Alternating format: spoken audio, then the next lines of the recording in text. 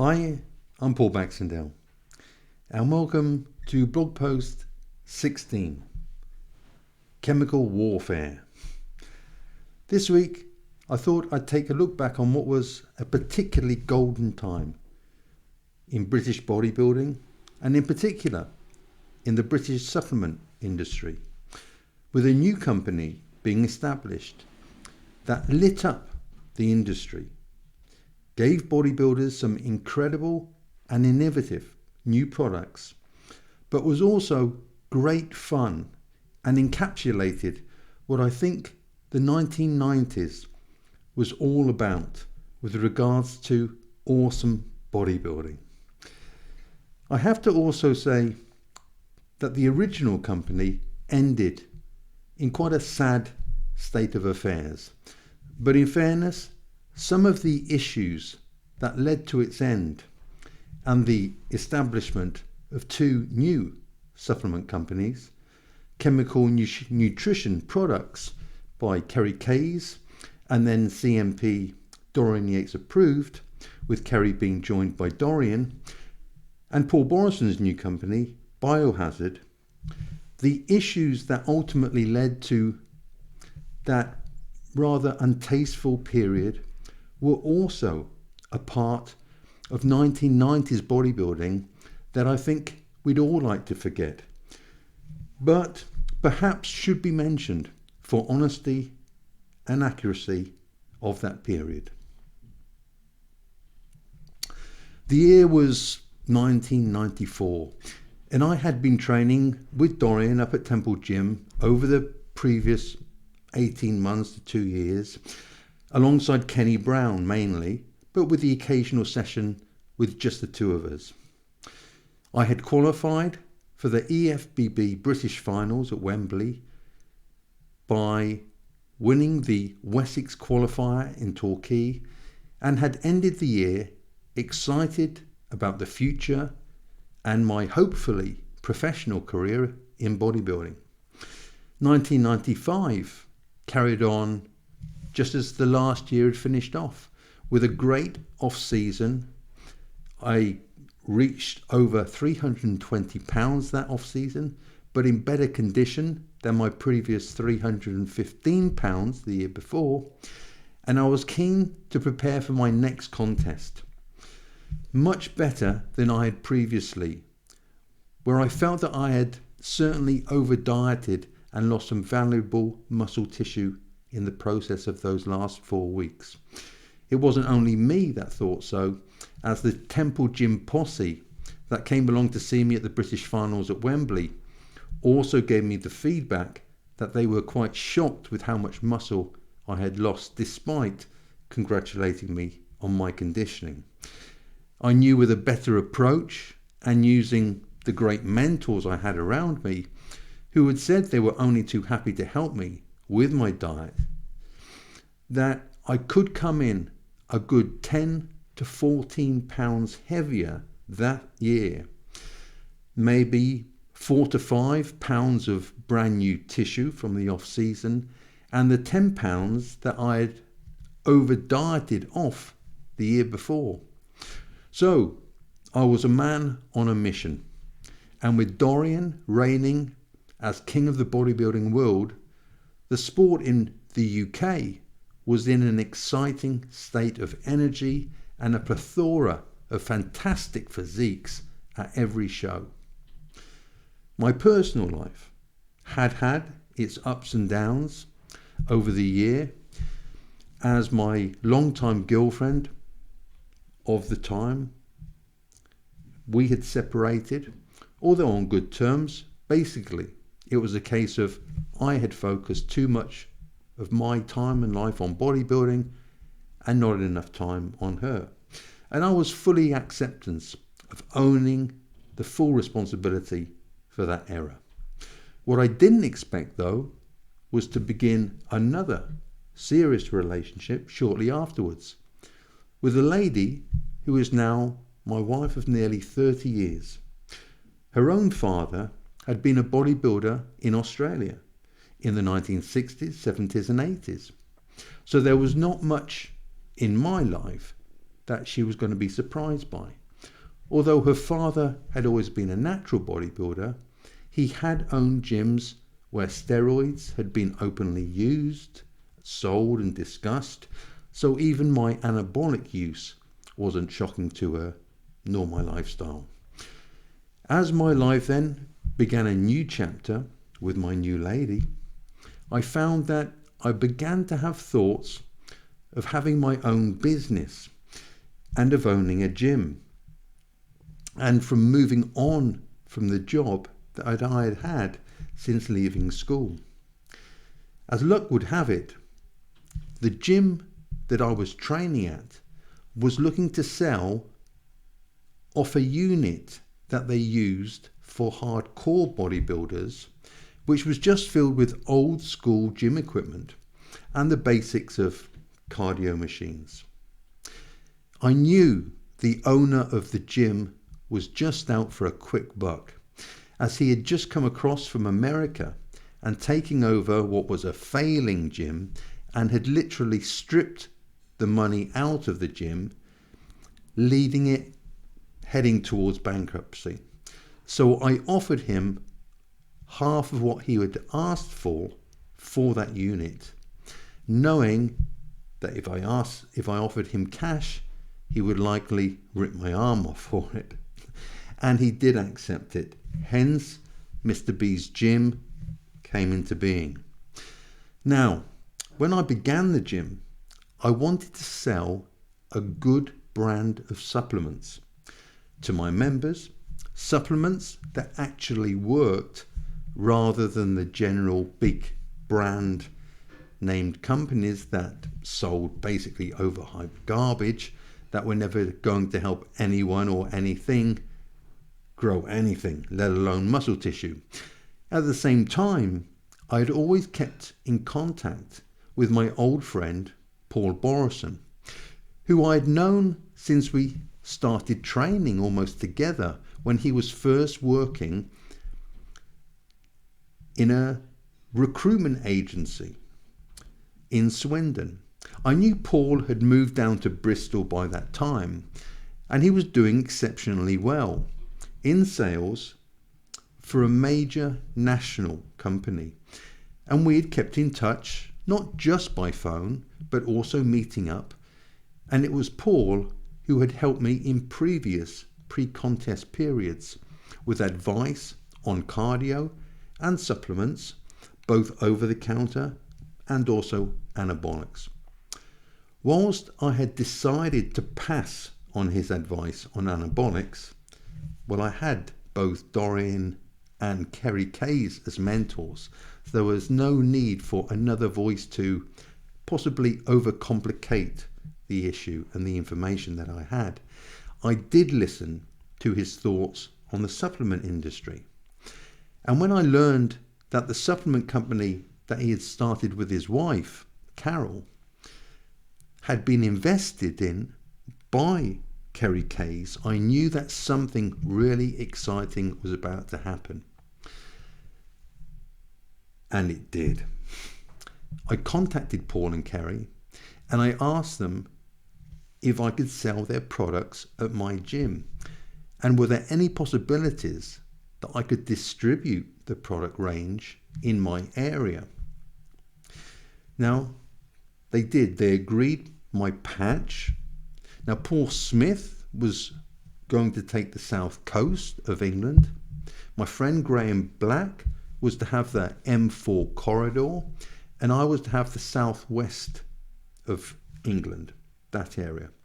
This was great news for me, as it meant that I could buy all of the products at distributor price and sell them on to other gyms at trade price, but that any product that I sold at my own gym would have the markup from distributor price to retail price, giving me a great profit margin, and also the possibility to offer my members some special offers where they could buy some products for much less than retail. Essentially, I would have a product of the month and sell it a little cheaper.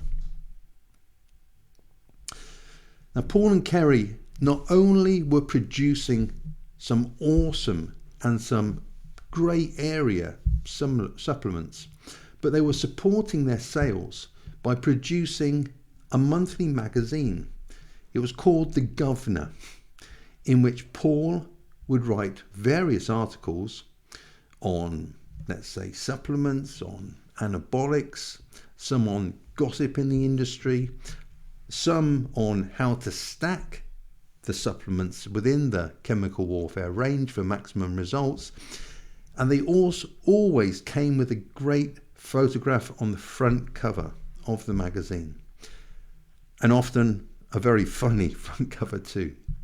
The magazine was sent out with my monthly order, and they would put several copies in my order boxes so that I could pass some copies on to my members. That magazine definitely helped sell the products, but so too did the fact that the products that they sold actually worked, and people could literally feel some of them working. Along with the Governor magazine, I decided also to produce my own gym newsletter for my members only.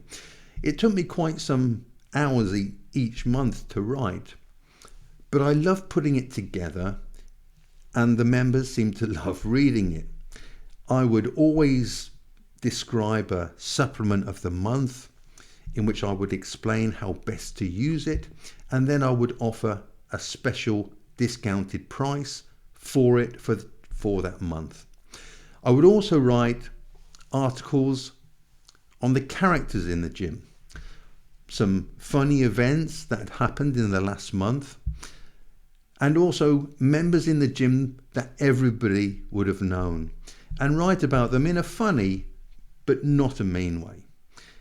And it really helped give the gym a much more kind of club-like feel, very, very much more special than any other gym I had known before, where everybody wanted to see the next person succeed, whatever their goals were. There were little to no petty jealousies there at all. Just people who loved to train hard, listen to loud metal music, and let all of the stresses of the day get out of themselves by throwing around heaps of very heavy iron. The chemical warfare products took off immediately. I almost couldn't keep up with the demand for them. What with the Governor magazine, my own little newsletter, and the knowledge that Chemical was fastly becoming the biggest supplement company in the UK, meant that everyone wanted to use them. The supplement industry back then in the mid-90s was still in a very grey area with regards to legislation and food standards, which meant that I think chemical warfare took advantage of this grey zone and produced products which were not yet illegal, but which they probably knew were going to become illegal at some point in the future. So they were very cutting edge, and more importantly for the members, they worked. The products all had very unique names and often funny names. I remember one was called dog food. That was the name for the mass gainer. TNT's was the name for the amino acid capsules, and they also produced an ephedrine caffeine aspirin mix in a capsule. Ephedrine, caffeine and aspirin all combined to produce probably what was the most effective fat burner supplement you could buy at that time. Yes, EAS had a similar product, but Chemicals was produced in the UK and therefore was much cheaper. Plus the fact that EAS had probably gone through all of the stringent legal requirements needed to bring the product into the UK, whereas Chemical, I think, were unlikely to have gone through similar checks and balances. The product was a hit seller right from the word go. Of course it would be. You had ephedrine, a product that really worked. It was a stimulant and it was also a little bit addictive, but it worked both in terms of burning body fat and also getting you hyped for your workout. I sold hundreds and hundreds of tubs of them. In fact, it got to the point that word had got around the town as to how good these capsules were, that I had women coming in off the main high street in Swindon asking if they could buy tubs of them. Now, not only did they produce the ECA mix in a capsule, but they also made a pre-workout drink called Battle Zone, which was laced with ephedrine. As you can imagine, it was the best selling pre-workout I ever sold too.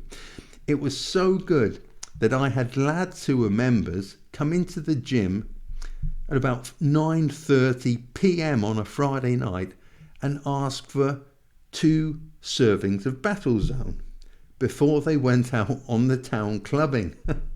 Instead of using speed or any other recreational illegal drugs, they found that 2 servings of Battle Zone was strong enough to give them the same high as anything else. And they would then go on clubbing, dancing, drinking nothing but water all night, dancing the night away until the clubs closed, all on just 2 servings of Battle Zone. Crazy times. They also came out with mysterious capsules, which were quite expensive and which the ingredients were never labelled on. Now, I think they were not named for very good reasons, and I don't know what was in them, but I do know that everybody who took them grew.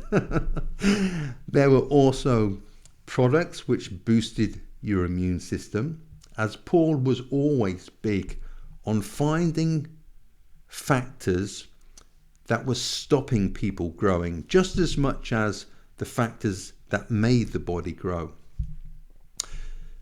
We also sold GHB until it became illegal, and again it was a huge seller, sold on the basis that it put the body into REM sleep much quicker, therefore putting the body into a growth-inducing state much more quickly. It was also fairly addictive, and so repeat customers were almost lining at the door every month the supplies came in. I took it one night just to try what it felt like, but with 1 teaspoon I felt quite drunk afterwards, so I never took it again. But I had a customer who absolutely loved it, but the first time he tried it, after I had told him how to take it a teaspoon, he had taken a tablespoon instead. Let's just say he and his wife had had a very strange evening, with her wondering what on earth had possessed her husband to start acting so strangely. Maybe it was a good thing when it was actually banned. Back then, we knew nothing about it as being used as a date rape drug, as it was just popular within bodybuilding circles at that time. Now, Metamorphosis was another product. It was a dessert-like product which tasted so good, it literally tasted like a dessert, and it was claimed to break through the blood-brain barrier in getting key active ingredients to the body in a way no other company had come up with before. Cybrus was another one, named after the Greek mythological 3-headed dog. That was another product which I've forgotten what it was actually used for. They produced a whey protein, as whey was all the rage back in the mid-90s. They produced it in concentrate form, which was the best seller. But they also produced smaller tubs for professional bodybuilders or those aiming to become pro, which was the next level, a whey hydrolysate, which was called Genesis. And that was the best whey hydrolyzate that Paul and Kerry could get their hands on. And one thing you could guarantee with Paul and Kerry was that when they said that the ingredient was the best one that they could get their hands on, you knew that was true. They may have taken certain liberties when it came to nutritional profiles and some of the claims of the products, but the quality was always there. The nutritional profile was something that even I had to laugh about even then. But I never had anyone question the truth of it, as when something is written on a nutritional label, I suppose it gives it a sense of official guarantee, I suppose. However, they produced flapjacks, which were absolutely delicious, and they claimed to have 30 grams of protein in. Now, I've tried myself to make protein bars, and I struggled to get anything more than close to 20 grams of protein in them, and they tasted pretty awful. So these oaty, buttery, choc chip or cherry and almond flapjacks were apparently loaded with 30 grams of whey protein. That was miraculous, if that nutritional label was true. Do I think they had 30 grams of protein in them? No, I don't. But they tasted great, and they certainly did have some whey concentrate in them, and the members were loving them. So, for someone who was struggling to eat enough food in a day, these were an absolute godsend. These were perfect. They were another product that literally flew out of the door as soon as the order came in. Chemical Warfare also sold Live 52. Now, although they didn't make this product, Live 52 was a very popular product for bodybuilders back then for protecting the liver against potential harm or damage from the use of anabolic steroids. And they were used by many bodybuilders in the 1990s, except that the product was notoriously difficult to get hold of. So when Paul and Kerry found an importer with a regular supply of the item, I always kept it in stock. Now, I don't know if they actually worked in preventing any liver issues, but I also don't remember personally anyone who did have liver issues in the 1990s. However, the small group of members in my gym were not huge anabolic users, and they wouldn't have been likely to be abusing the products anyway. So I do actually think the product may even be around today. You can search the supplement market and see if it is or not. If it is, I'd say it's probably worth taking, even as a precaution, as it does contain herbal extracts and ingredients known to support liver function. From my end, all appeared to be going great at Chemical Warfare. Any issues between Paul and Kerry that existed, I certainly wasn't aware of.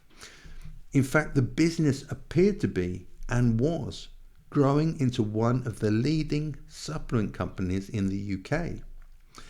They had taken a risk for sure.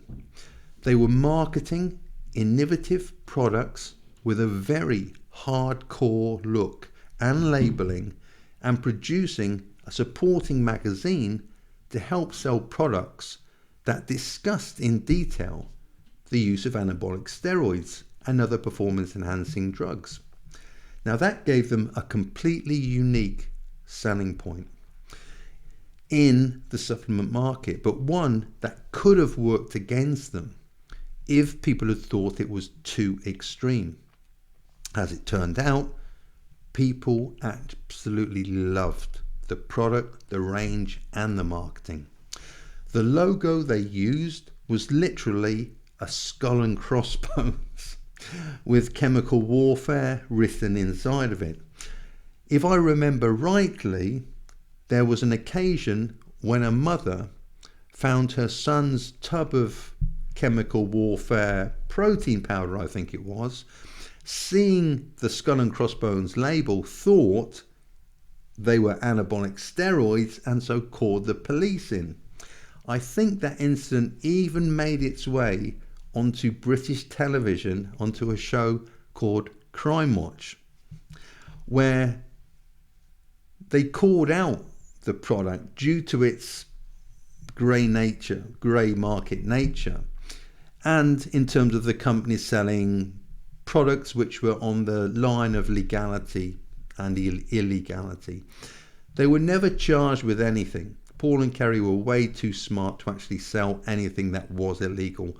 But the publicity, instead of damaging their range, actually promoted their range, and their sales increased even further. Now, what is it they say about bad publicity? There's no such thing. There's no such thing. It's all good publicity.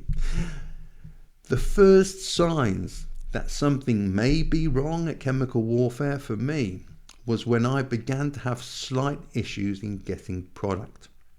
But it was nothing major, just a week or so later than normal. When it came, the latest Governor magazine came with it, and on that cover, I think, there was Kerry Kayes sat in what was like a dentist chair with Paul Borressen dressed up as the crazy professor he was, standing over him like he was made out to be, he was just about to make Kerry into his own Dr. Frankenstein's monster by injecting him with some magic potion. It was a great image.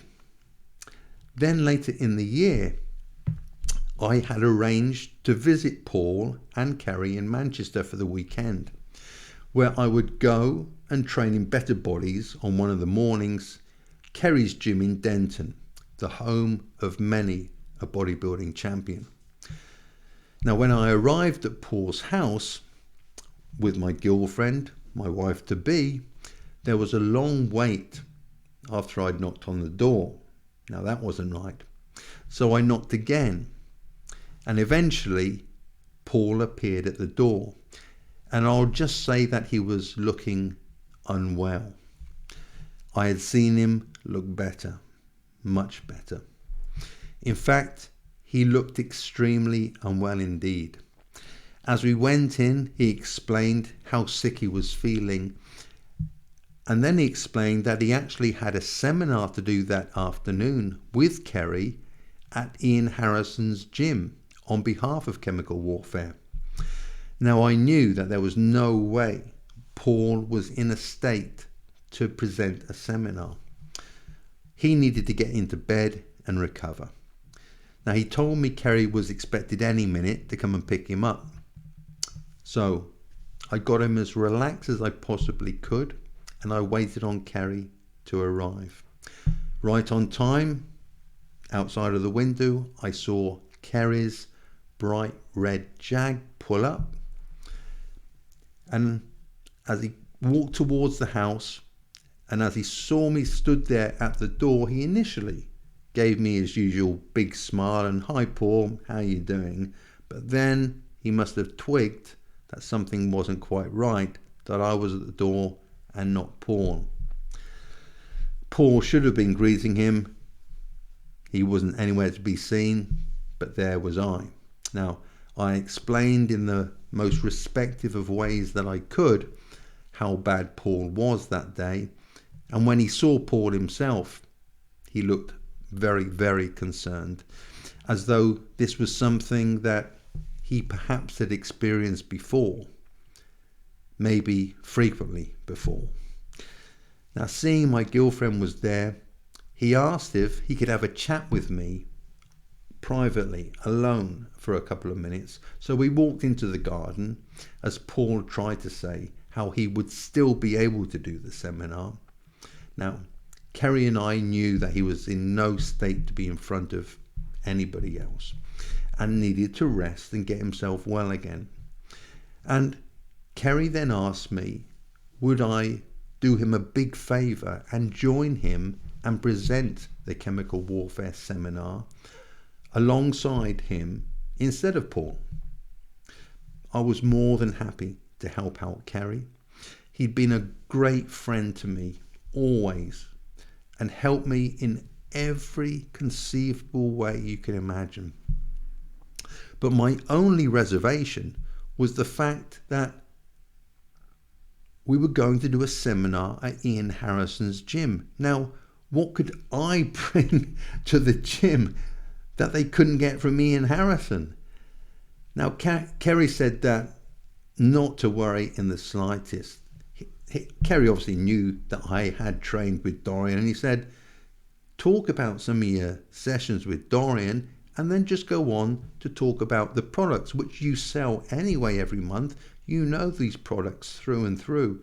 So it was just an informal seminar and just to give basic information about the chemical warfare range of products. That would be enough. But if I added in some extra information about what it was like training with Dorian, then they would love to hear that. So we left Paul to recover, and myself and my girlfriend got into Kerry's Jag as we first went back to his house to see his family before heading north to Ian's gym. His wife was lovely, his children were there. We had a really nice half an hour or so at his house before we headed up to Ian's gym. Now, not knowing how Ian was going to respond to me doing a seminar at his gym, I was a little bit nervous, obviously. I wasn't a pro. Ian was a great pro. He was a top pro already and was going to have known far more than I was ever going to know, no matter how long I was going to train. He was actually one of my inspirations at the time. And in all honesty, I kind of felt like, would I be a bit of a fraud going in there to give a seminar? But I was mistaken. Ian couldn't have been more grateful and more gracious when I turned up with Kerry. I think he must have kind of guessed what had happened, and Ian treated me with the respect he would have given to any top pro bodybuilder. In his introduction to his members, and when he mentioned that I had trained alongside Dorian in Temple, alongside Kenny Brown, the audience immediately sat up a little bit straighter, eager to listen to the stories of what it was really like to train with the master of heavy duty training and the reigning Mr. Olympia. The seminar went great.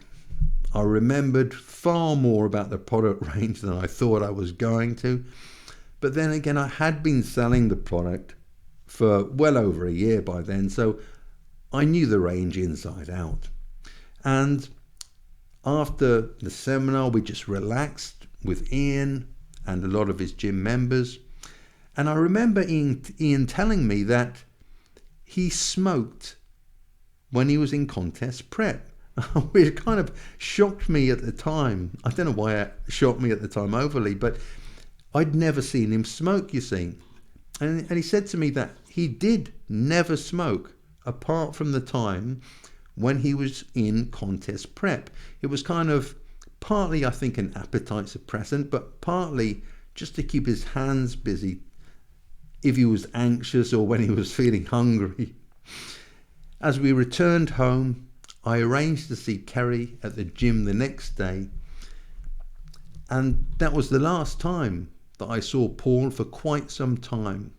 It was at the beginning of his problems, his personal problems with both his personal life and his business life, and I think the one made the other worse. So I think it was a case of ever decreasing and a worsening kind of vortex, which ultimately led to Paul and Kerry going separate ways, with Kerry looking to grow the business even more and taking it mainstream, and Paul wanting to increasingly test new edgy limits of what the industry may allow. And so, with having no desire to get anywhere near the disputes between two of my best friends, I stayed well out of it and remained friends with both of them, supporting both of them wherever and however I could. As it was, I had my own business ventures that I was dealing with, as I had just been offered to take ownership of a large health club in my town, which would have meant closing my old Mr. B's gym and moving myself towards a more mainstream market. I did end up taking over this large health club facility, but attempted to retain some hardcore elements by keeping a separate room where the hardcore trainers could squat, deadlift, bench, and scream away to their heart's content. However, that room was pretty small, and since I trained there myself, although I could still have a good workout, it was no match for the environment, the intensity, the feelings, and the energy of that first little spit and sawdust place that I had just left behind. The crazy thing I learned with hindsight was that the profits of that spit and sawdust gym were much, much better than the profits of the much larger facility. Yes, the turnover in the larger facility was massive, but so too were the overheads and the running costs like staff had to pay and rent for a much larger facility. The profits were considerably less, but that's lessons in life learning for you, and trial and error, I guess. I also found that the chemical warfare range of supplements weren't selling anywhere near as well in this larger facility. They preferred more upmarket brands like MetaRx, EAS and Multipower. They were the products that were kind of moving off the shelves, although the ECA mix of chemicals was still a big seller. When a product works that well, it shows. People don't care about the packaging, just that it works and they want more of it. Now, the entire industry had changed. I hadn't competed in close on 2 years, so I began to prep for the 1999 season. But I myself was in no fit state to compete either. My heart wasn't in the same place that it had been. This new health club was stressing me to the max. Always some little issues turning up to be dealt with, and less true hardcore bodybuilders with which to train with too. I needed a fresh break away from everything, and with my wife having just given birth to our first child, I decided to take a break in a much bigger sense, and we decided to emigrate to Australia, with my wife then expecting our second child. And I was looking at doing something completely different with my work. As it turned out, I always kept training, and I even started coaching in Australia some top pro rugby players and some top business people, including the Australian Businesswoman of the Year, someone who was a very close friend of mine at the time and who remains a dear friend to our family to this day. I moved from Brisbane down to Sydney, and I set up a sales office and a factory in Sydney selling prepared meals to supermarkets, which I enjoyed for a while, as selling basically is just relationships with people, and I love people. And very near the factory, which was in Sydenham in Sydney, I found a great hardcore gym, and it was owned by the Australian pro Terry Mitsos, who I became very good friends with, and I even emceed one of his bodybuilding shows for him 1 year there. It was actually in Terry's gym one morning in 2001 that one of the gym members came up to me, knowing that I'd been a competitive bodybuilder in the UK before moving to Australia, they asked me if I knew Paul Borressen. Well, I was quite shocked. I mean, I thought Paul must be doing really well for himself if he's known in Australia now. But then the chap said to me, had I heard that Paul had died the day before? Now, I was in shock then. I was in shock for a moment. It must be said that the last time that I saw Paul was just before I left for Australia. He hadn't been in the best of health. He had broken his back some months earlier, and he was in huge amounts of pain as a result, with surgeons having built a cage around his spine to keep it from falling apart, basically. When we had spoken, although there were days when the old Paul Borressen was definitely still there, the fired up, the energized, the enthusiastic, motivated, bodybuilding loving, marketing and selling genius, there were also the days when I spoke to him and I hardly recognized him.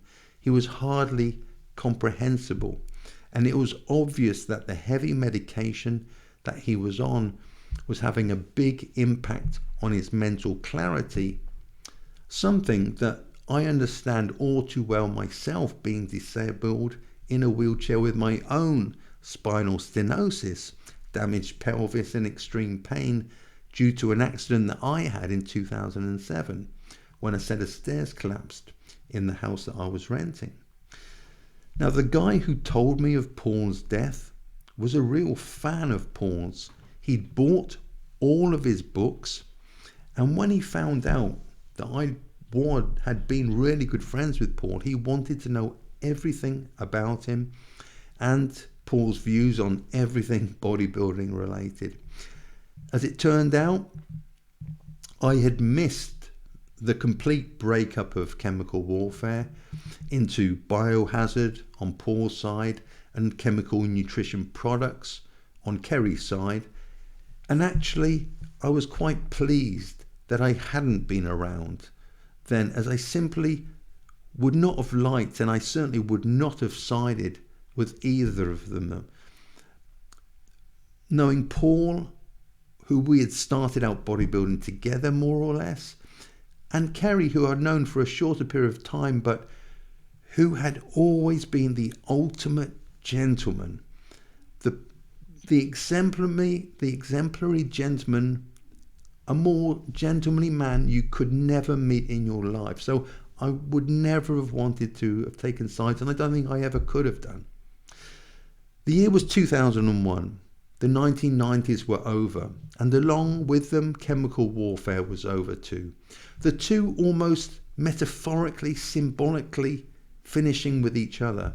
Yes, they were the greatest of times and the greatest of physiques, and an excitement that was felt throughout the industry, and particularly in the UK, for the first time, we had a reigning Mr. Olympia in Dorian Yates. But there were certainly darker elements to those same years, with ever-increasing dosages being talked about. There were new, dangerous and addictive products being introduced to bodybuilding, like Nubane, which, although originally marketed as an anti-catabolic, was simply an opioid painkiller to help curb hunger pangs and hopefully stop muscle wastage as you dieted. It became something that had bodybuilders hooked. And before the end of the 90s, we began to see bodybuilders on stage with track marks on their arms as they were injecting it IV to get the hit quicker.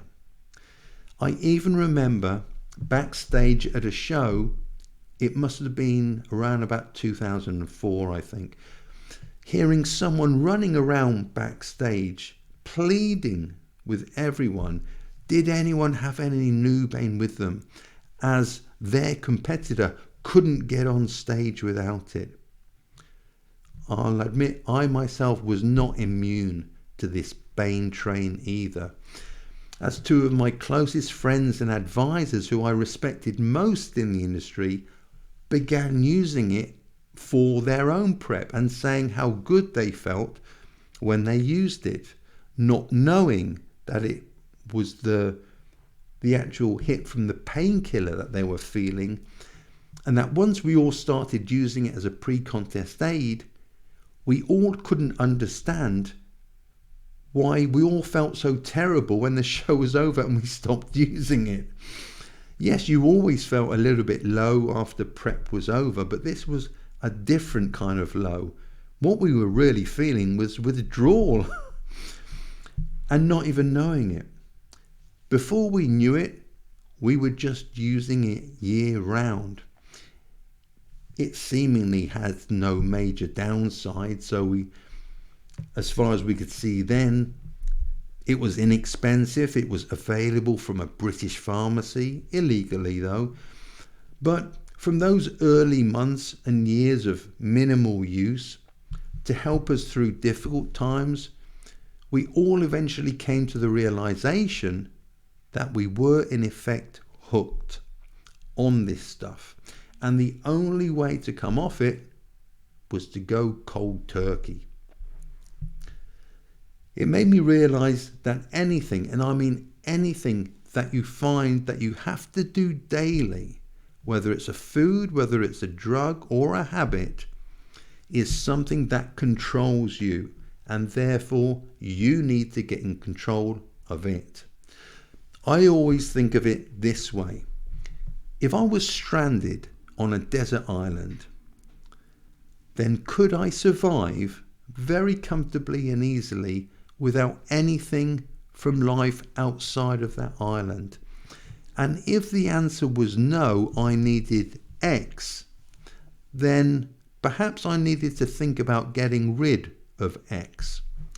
Now, perhaps there's something in your own life that you don't even consider an addiction.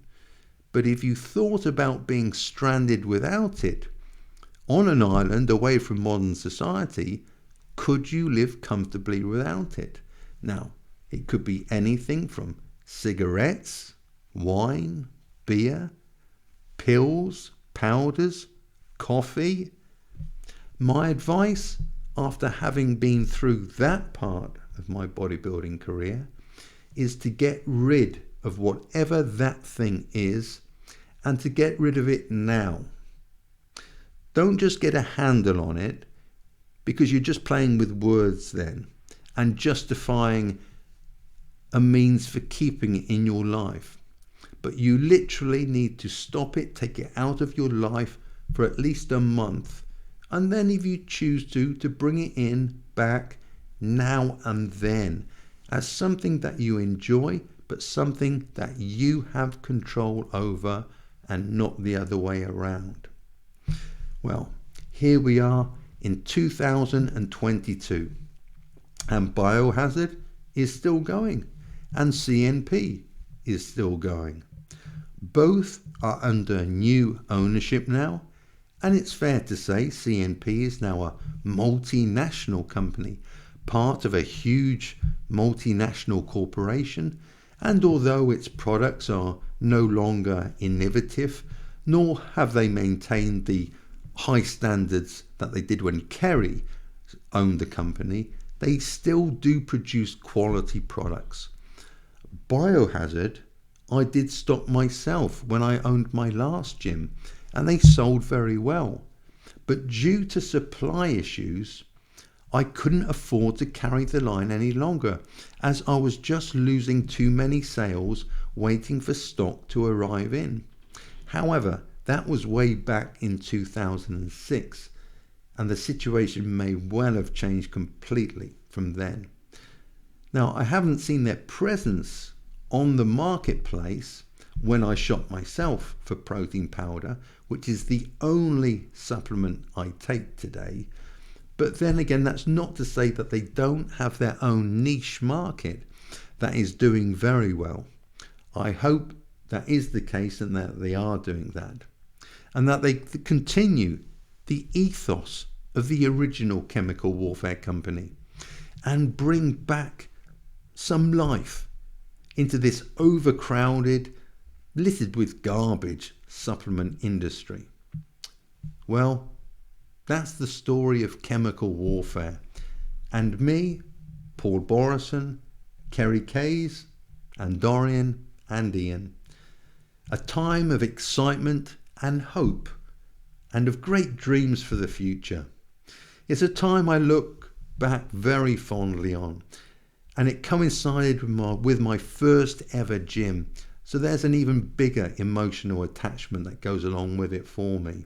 A time when I was going all out to turn pro, a time when I lived, ate and slept bodybuilding, but then a time when the gym, it was more like a club.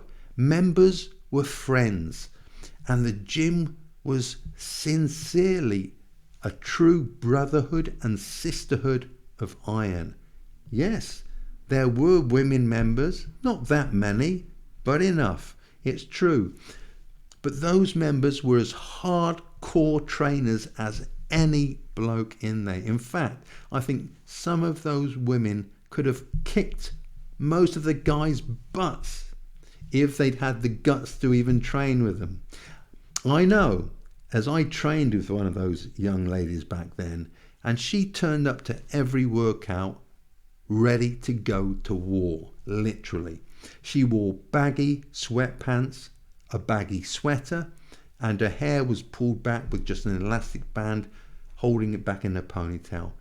She wasn't there to look pretty or for anyone to look at her. She didn't give a damn what anyone thought she looked like. She was Amazonian, yet she was tiny, petite, and if you'd seen her outside of the gym, you would never have known that underneath that beautiful face and trim physique was a lioness that could roar with a primeval sound and train with an essence of intensity and fire and thunder that was all a great bodybuilder could be. No wonder I enjoyed training with her. That's what's so great with gyms. Well, gyms back then. And I've no reason to think that they've all changed. You know, the thing about gyms is no one cares what you look like. No one cared what sex you were, what colour you were, what clothes you wore, what country you were from. No one cared anything. Whether you were a beginner or whether you were an advanced trainer. If you picked up the iron and you gave it all, your all, you were one of the family. And that family bond was stronger than iron. Well, that's it for this week. I think next week we'll start to take a look at nutrition and look back at my career and take a look at what diet strategies worked for me both off-season and during contest prep, and also what I eat today to maintain my much lower body weight of just under 95 kilos, and I do that to lessen the amount of stress that's going through my spine and my hips, but also where I enjoy training as best I can, and I maintain a body fat level year round of between 8 and 10%. So until then, should be good. I'm looking forward to writing and producing those videos for you on nutrition. But until next week, you remember, get those 3 more reps in your training and in your life. Take care, stay safe, and I'll see you next week. Goodbye.